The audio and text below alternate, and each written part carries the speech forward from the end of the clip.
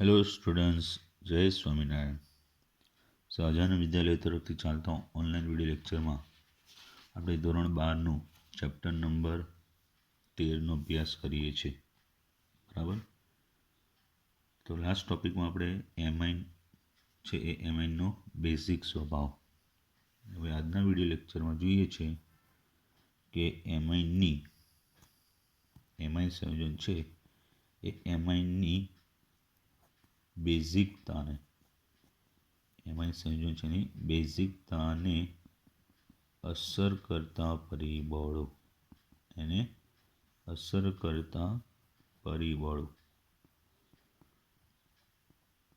ચાલો સમજીએ. હવે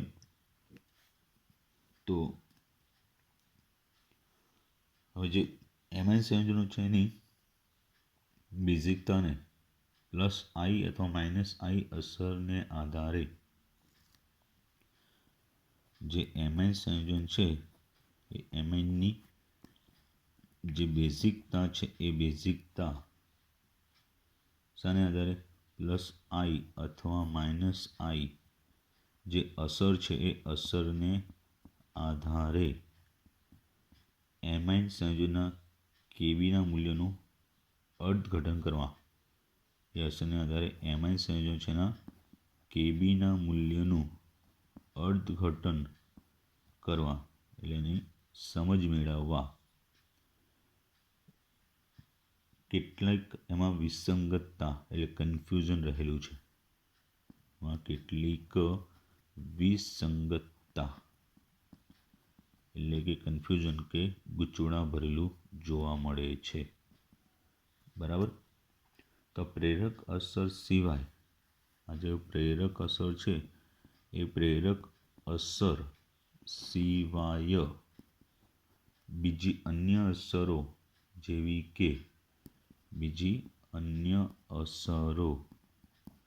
જેવી કે એક દ્રાવક યોજન અસર.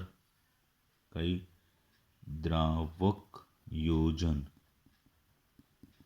બીજી છે અવકાશીય અવરોધ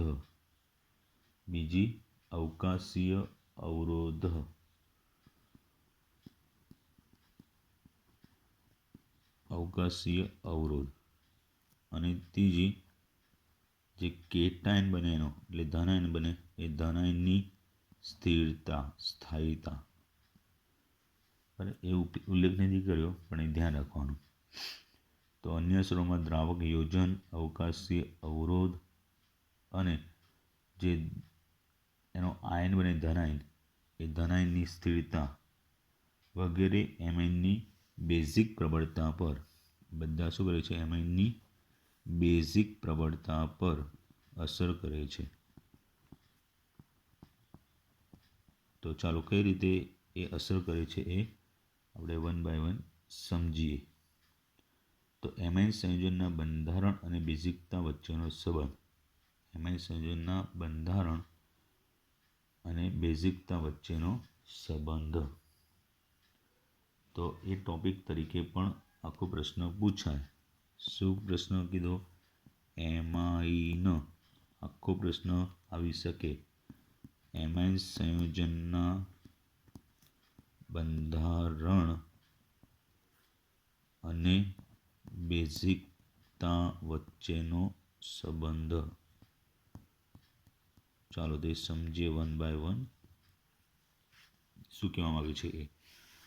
શું કીધું? એમાઇન સંયોજન છે એના બંધારણ અને બેઝિકતા વચ્ચેનો સંબંધ છે.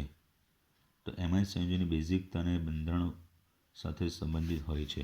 એમાઇન સંયોજનો છે એ એમાઇન સંયોજનની બેઝિકતા એ તેના બંધારણ સાથે સંબંધિત હોય છે. રાઈટ. શું કીધું? એના બંધારણ સાથે સંબંધિત હોય છે. તો એમાઇન સંયોજન છે એના બેઝિક લક્ષણને આધારે એસિડ પાસેથી પ્રોટોન સ્વીકારી કેટાયન બનવાની સરળતા પર રહેલો છે. આ એમાઇન સંયોજન છે એ એમાઇન સંયોજનના બેઝિક લક્ષણનો આધાર. શાનો કહું છું?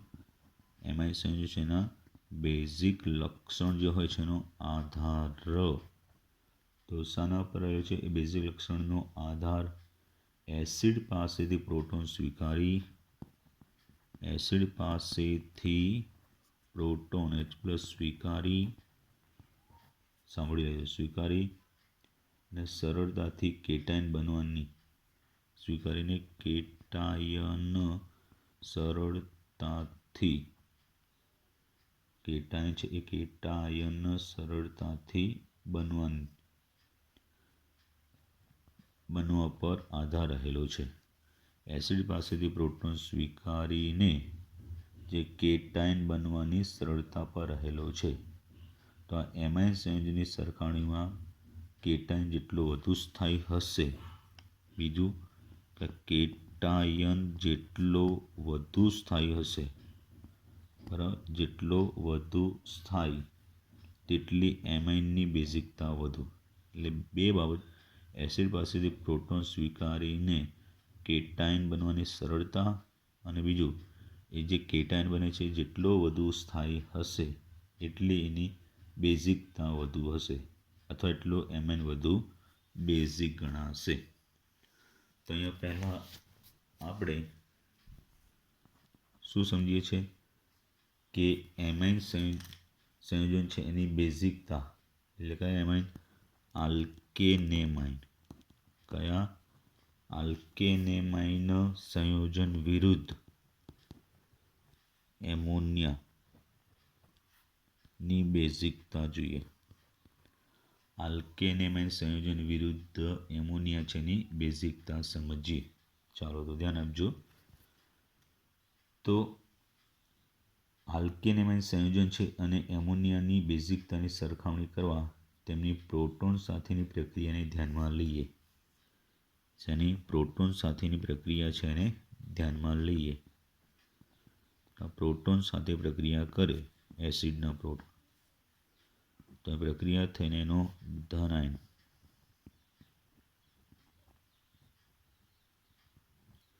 ધન આયન બનશે. એવી રીતે એમોનિયા પણ પ્રોટોન મેળવીને એનો ધન આયન બનશે. ધન આયન બનવા માટે આ જે નાઇટ્રોજન પર અબંધકાર ઇલેક્ટ્રોન એ પ્રોટોનને આપીને પ્રોટોનને મેળવે છે. તો એ માટે આ રીતે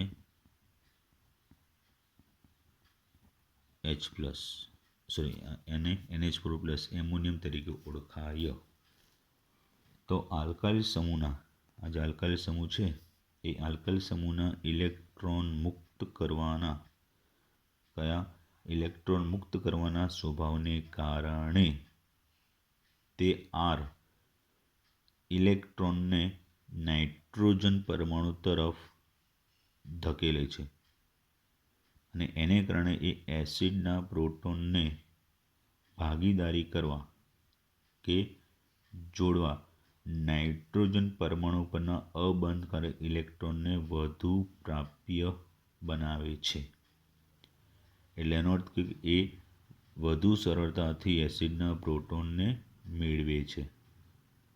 અને વધુમાં આલ્કાઇલ સમૂહની +I અસર દ્વારા, હવે આની +I અસરને કારણે શું? નાઇટ્રોજન પરનો ધનભાર છે તે એ આલ્કાઇલ સમૂહ ઉપર શું થાય?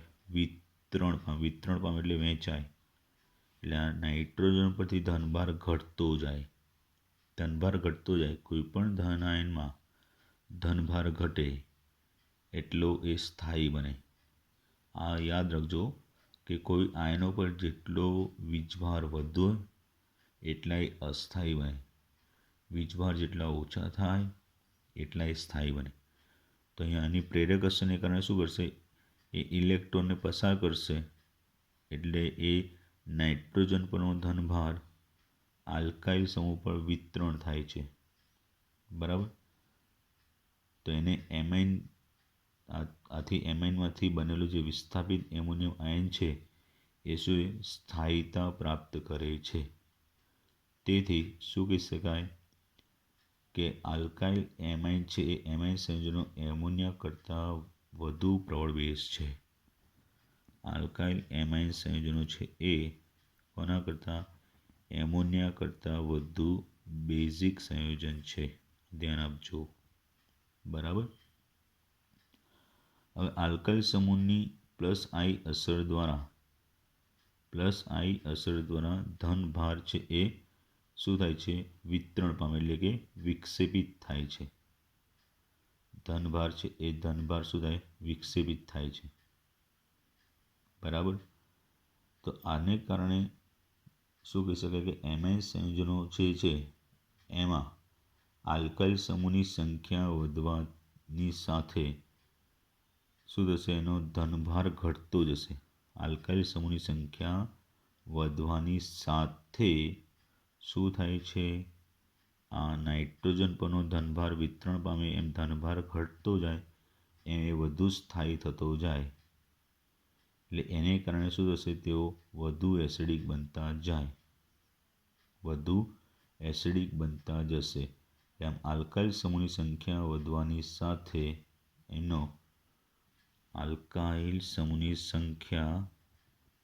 વધવાની સાથે એનો બેઝિક સ્વભાવ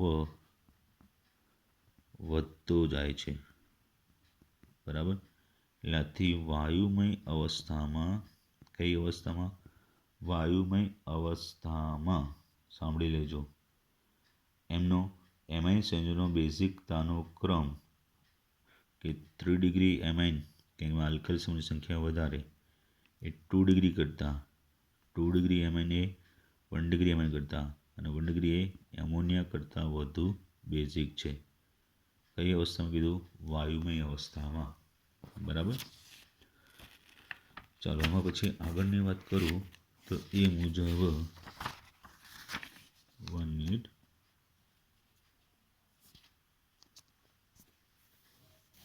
તો આ વાયુમય અવસ્થાની અંદર આપણે વાત કરી. બરાબર.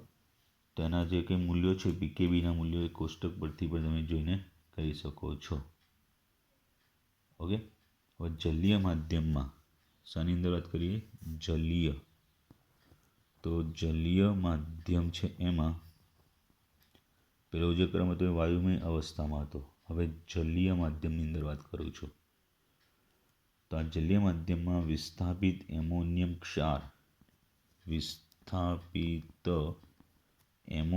ક્ષાર સાંભળી લેજો. એ વિસ્થાપિત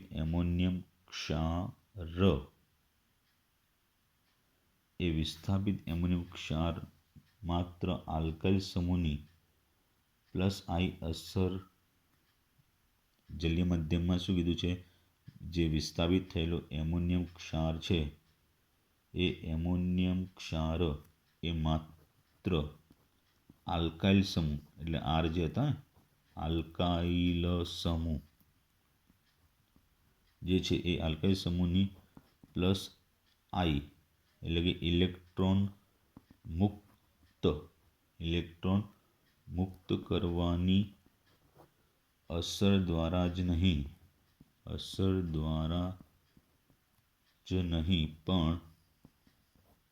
પણ પાણીના અણુઓ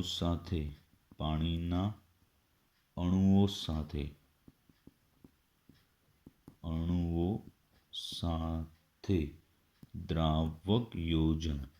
શું કરે? એનું દ્રાવક યોજન. એ દ્રાવક યોજનથી પણ સ્થાયીતા પ્રાપ્ત કરે છે. એટલે આ જલીય માધ્યમમાં એ વિસ્થાપિત એમોનિયમ બને છે એ એમોનિયમ આયન કે ક્ષાર આલ્કાઇલ સમૂહ જે છે એની પ્લસ આઈ અસર, એટલે કે ઇલેક્ટ્રોન મુક્ત કરવાની અસર દ્વારા જ નહીં પણ જલીય માધ્યમ બીજું શું છે? પાણીના અણુ સાથે દ્રાવક યોજનથી પણ સ્થાયીતા પ્રાપ્ત કરે છે. એમાં એવું કહેવાયું છે કે એ આયન જે છે એ આયનનું મોટું કદ, જેટલું આયનનું મોટું કદ હોય એ મોટું કદ તો એ શું કરે છે? દ્રાવક યોજનને અવરોધે છે. અવરોધ એટલે દ્રાવક યોજનને ઘટાડે છે, ઓછું કરે.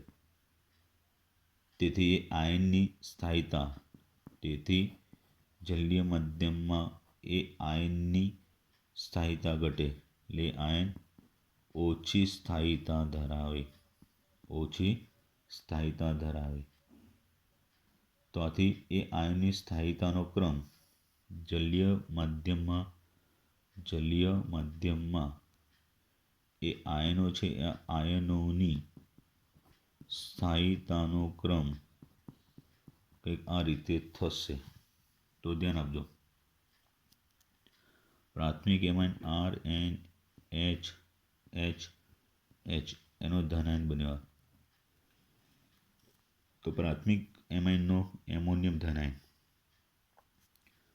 આ 2 ડિગ્રી એમાઇનનો એમોનિયમ ધન આયન,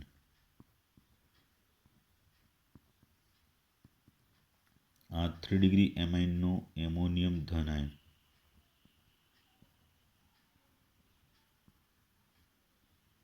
બરાબર. તો હવે જેમ અહીંયા ઓછા આલ્કાઇલ હશે એનું ધન આયનનું કદ નાનું હશે એટલું એ સરળતાથી પાણી સાથે દ્રાવક યોજન પામશે, એટલું એ આયનનું જલીય માધ્યમમાં સ્થાયીતા વધશે. જેટલું પાણી સાથે વધુ દ્રાવક યોજન પામશે એટલે એની પાણીમાં કે જલીય માધ્યમમાં સ્થાયીતા વધશે, એટલે એની બેઝિકતા પણ અથવા બેઝિક પ્રબળતા વધશે. 1 ડિગ્રીનો, 2 ડિગ્રીનો અને 3 ડિગ્રીનો. બરાબર. તો પછી વિસ્થાપિત એમાઇનની કેટાઇનની સ્થાયીતા એટલી વધારે હશે અહીંયા. તેથી અનુવર્તી એમાઇન સંયોજનની બેઝિકતા પણ એટલી વધશે. જેટલું કદ નાનું હશે એટલે એની સ્થાયીતા વધારે હશે, એટલે એની બેઝિકતા વધારે હશે. તો આથી જલીય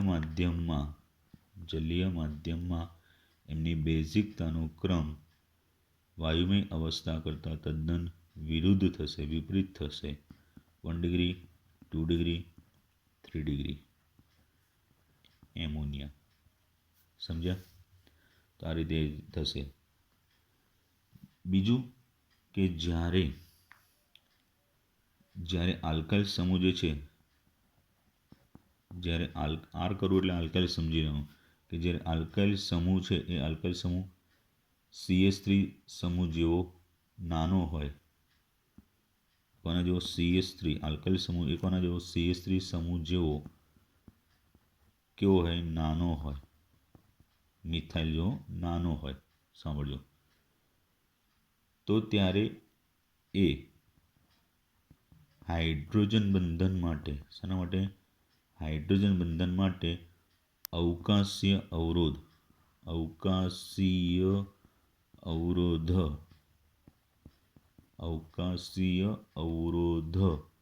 હોતો નથી. એટલે જેટલું નાના કદનો આલ્કાઇલ સમૂહ હશે એનો હાઇડ્રોજન બંધન માટે અવકાશીય અવરોધ ઓછો નડે છે. બરાબર. CH3 થી મોટા આલ્કાઇલ સમૂહના સ્વભાવમાં ફેરફાર થતા, CH3 થી મોટા આલ્કાઇલ સમૂહમાં ફેરફાર થાય એટલે કે C2H5 બને. શું બને? C2H5 ઇથાઇલ બને. તો એ ઇથાઇલ થવાથી શું થશે કે એનો અવકાશીય અવરોધ ઉદ્ભવે. મોટા કદનો આલ્કાઇલ સમૂહ થવાથી હાઇડ્રોજન બંધન માટે અવકાશીય અવરોધ વધે. બરાબર. એટલે એની બેઝિકતા ઘટે છે. એટલે CH3ના સ્થાને C2H5 આવે તો બેઝિક પ્રબળતાનો ક્રમ બદલાય છે. બરાબર. CH3ના સ્થાને કોણ આવે? C2H5 એટલે કે ઇથાઇલ આવે તો બેઝિકતા બદલાય છે. સાંભળજો. ઓકે. તો આમ આલ્કાઇલ સમૂહની પ્રેરક અસર, આમ શું કીધું? જે આલ્કાઇલ સમૂહ છે એ આલ્કાઇલ સમૂહની કઈ પ્રેરક અસર. ઓકે. એક કઈ અસર કીધું? પ્રેરક અસર. બીજું દ્રાવક યોજન. કયું? દ્રાવક યોજન. અને અવકાશીય અવરોધ છે એની જટિલ પારસ્પરિક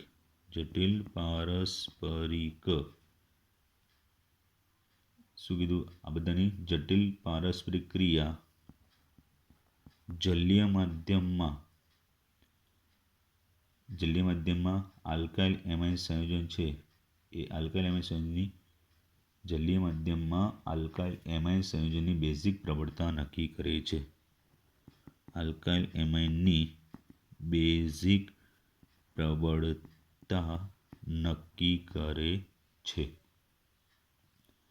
જલીય માધ્યમમાં મિથાઇલ વિસ્થાપિત એમાઇન અને ઇથાઇલ વિસ્થાપિત એમાઇન સંયોજનની બેઝિકતાનો ક્રમ જલીય માધ્યમમાં મિથાઇલ વિસ્થાપિત એમાઇન અને ઇથાઇલ વિસ્થાપિત એમાઇનની બેઝિકતાનો ક્રમ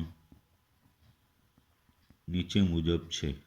તો એ ક્રમ ખાસ યાદ રાખજો કે મિથાઇલ માટે CH3 ટ્વાઇસ NH એટલે 2 ડિગ્રી એની 1 ડિગ્રી કરતાં વધારે અને 1 ડિગ્રી એની એ 3 ડિગ્રી કરતાં,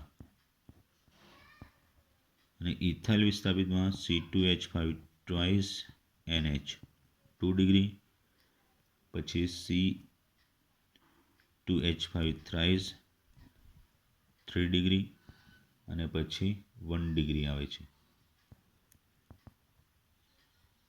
અને એની એમોનિયા, આ બંનેની એમોનિયા કરતાં વધારે. તો મિથાઇલ વિસ્થાપિત અને ઇથાઇલ વિસ્થાપિતનો ક્રમ આમાં શું થયો? 2 ડિગ્રી, 1 ડિગ્રી, 3 ડિગ્રી. આમાં શું થયો? 2 ડિગ્રી, પછી 3 ડિગ્રી અને 1 ડિગ્રી થશે. બરાબર. હજુ આગળ કન્ટિન્યુ છે. આ કોના આપણે વાત કરી હતી? આ ટોપિકમાં આપણે આલ્કેન એમાઇન સંયોજન વિરુદ્ધ એમોનિયા. હવે એરાઇલ એમાઇન સંયોજન વિરુદ્ધ 1 મિનિટ. તો હવે બીજો ટોપિક તરીકે જોઈએ છે એરાઇલ એમાઇન સંયોજનો વિરુદ્ધ એમોનિયા. બી. એરાઇલ એમાઇન એટલે બે અલગ અલગ રૂપે પૂછી શકે. એક આલ્કાઇલ એમાઇન વિરુદ્ધ એમોનિયા, તો બીજું એરાઇલ એમાઇન વિરુદ્ધ એમોનિયા. શાને પણ બેઝિકતાની બાબતે, કોઈ બીજી કઈ બાબતે, લડાઈની બાબતે નહીં પાછા. તો ચલો, એનિલિનના પીકેબીનું મૂલ્ય આપણે, એનિલિન છે એ એનિલિનનું પીકેબીનું મૂલ્ય ઘણું વધારે છે. ઘણું વધુ હોય એટલે એ કેવો થશે? નિર્બળ બેઝ. કેમ? શા માટે? તેનું કારણ સમજીએ. એનિલિન અથવા અન્ય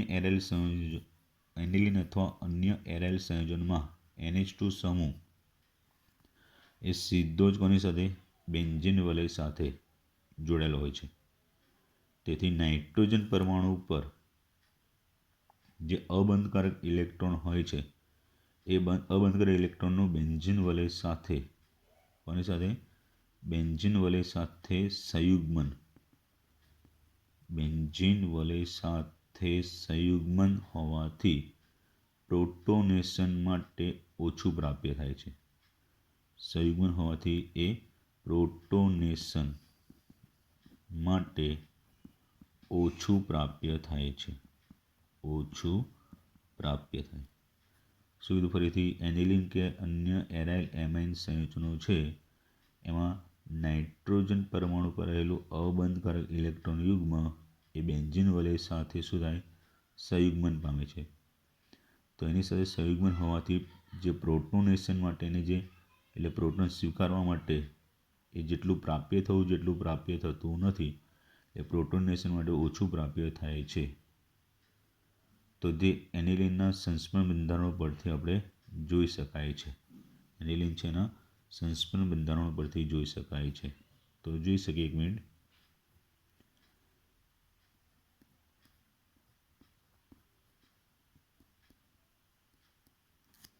હવે અહીંયા શું થશે કે આના અબંધકારક ઇલેક્ટ્રોન જે છે એ અહીંયા સ્થળાંતર થશે. તો આ જે પાઇબંધ છે એના ઇલેક્ટ્રોન અહીંયા સ્થળાંતર થાય તો એનું બીજું સંસ્મરણ બંધારણ આ રીતે મળશે. એટલે નાઇટ્રોજન પરથી અબંધકારક ઇલેક્ટ્રોન દૂર થઈ ગયા એટલે પ્રોટોનેશન માટે એ અબંધ કરેલ ઇલેક્ટ્રોન મળે જ નહીં, પ્રાપ્ય થાય જ નહીં. એટલે એ અહીંયા કીધું પ્રોટોનેશન માટે એ અબંધ કરેલ ઇલેક્ટ્રોન ઓછું પ્રાપ્ય થાય. કારણ કે નાઇટ્રોજન પરથી ક્યાં જતા રહે? બેન્ઝીન વલયમાં. એટલે આ રીતે પછી સંસ્પંદન થયા કરે. હવે આ વાળો ઇલેક્ટ્રોન અહીંયા સ્થળાંતર થાય તો આ વાળો ઇલેક્ટ્રોન અહીંયા સ્થળાંતર થશે. તો પછી ત્રીજું સંસ્પંદન બંધારણ આ રીતે થશે. ડબલ બોન્ડ NH2 અહીંયા ઋણભાર દ્વિબંધ બનશે, અહીંયા ઋણભાર આવશે, આ એમને રહ્યો. તો પાછો આ જે ઋણભાર અહીંયા દ્વિબંધ બનાવશે તો અહીંયા ખસશે.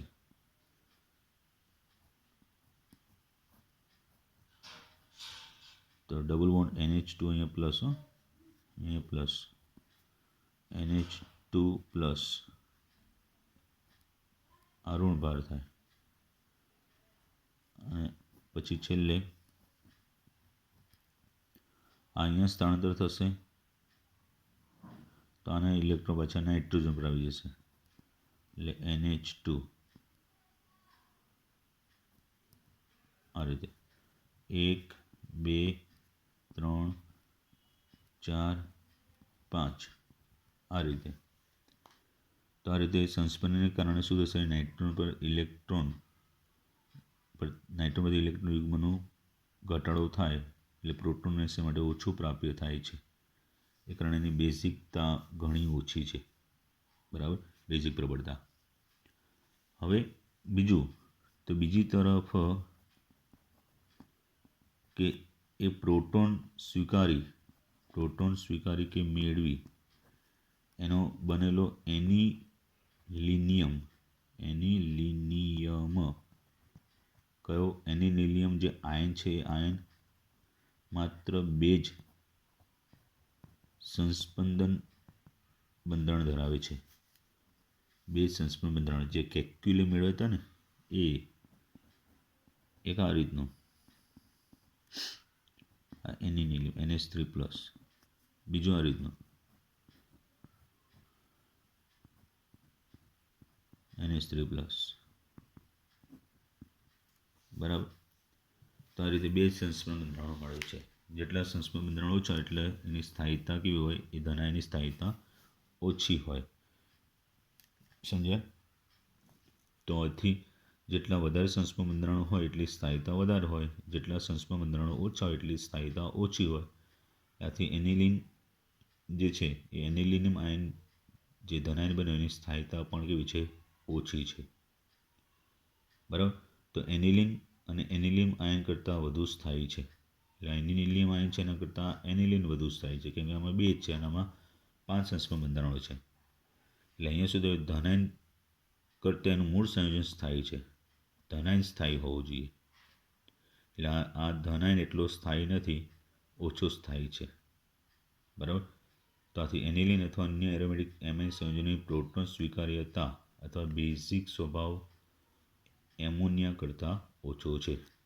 આથી એનિલિન છે કે એરોમેટિક એમાઇન સંયોજન છે એની પ્રોટોન સ્વીકાર્યતા અથવા જે બેઝિક સ્વભાવ કહીએ, પ્રોટોન સ્વીકાર્યતા એટલે બેઝિક સ્વભાવ એ કોના કરતાં? એમોનિયા કરતાં, NH3 કરતાં ઓછો છે. ખ્યાલ આવી ગયો? હવે એનિલિનમાં વિસ્થાપિત હોય, સાંભળી લેજો કે એનિલિન હોય એ એનિલિનમાં વિસ્થાપક સમૂહોમાં જો વિસ્થાપકો તરીકે ઇલેક્ટ્રોન દાતા હોય, જેવા કે OCH3, R, OH એ બધા શું કરશે? તો એની ઇલેક્ટ્રોન દાતા એટલે ઇલેક્ટ્રોન મુક્ત કરતા સમૂહ એ બધા હોય તો એ શું કરશે? એની બેઝિક પ્રબળતા છે એમાં વધારો કરે છે. પણ જો વિસ્થાપકો રૂપે એ વિસ્થાપકો રૂપે ઇલેક્ટ્રોન આકર્ષક સમૂહ હોય, જેવા કે કયા? NO2, SO3H, COOH, X એ ટાઈપના ઇલેક્ટ્રોન આકર્ષક સમૂહ હોય તો બધા એની બેઝિક પ્રબળતામાં શું કરે છે? ઘટાડો કરે છે અથવા ઘટાડે છે. તો આ રીતે આપણે કોની એની જે એમએસસીઓ છે એની બેઝિક પ્રવર્તાનો અભ્યાસ કર્યો. બરાબર. 2 થી 3 વિડીયો લેક્ચર જોવાના, એટલે એકવાર સમજી લેવાનું, એટલે ખ્યાલ આવી જશે. ઓકે. જય સ્વામિનારાયણ.